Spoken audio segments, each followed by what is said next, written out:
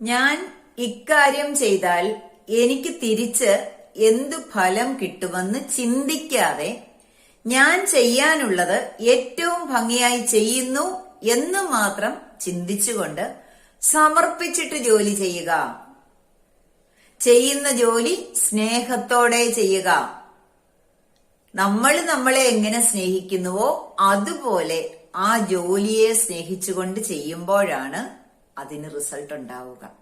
ആ റിസൾട്ട് നമ്മൾ പ്രതീക്ഷിക്കേണ്ട. കുഞ്ഞുങ്ങളെ പഠിപ്പിക്കേണ്ടതും ഇതാണ്.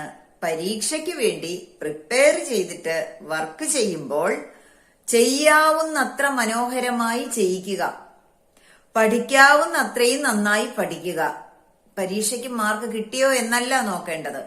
ആദ്യത്തെ 2-3 തവണ ട്രയൽ ആൻഡ് എറർ മെത്തേഡിലൂടെ ഈ രീതി ചെയ്താൽ കുട്ടികൾക്ക് ക്രമേണ എന്തു പഠിക്കുന്നുവോ അത് ഓർമ്മിച്ചെടുക്കാനും പരീക്ഷയ്ക്ക് എഴുതുവാനും സാധിക്കും.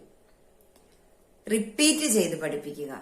നമ്മൾ ചെയ്യുന്ന ജോലികൾ പോലെ തന്നെ മക്കളും അവരുടെ ജോലി റിപ്പീറ്റ് ചെയ്ത് ചെയ്യാനുള്ള മനസ്സിലെത്തട്ടെ. വീഡിയോ ഇഷ്ടമായോ?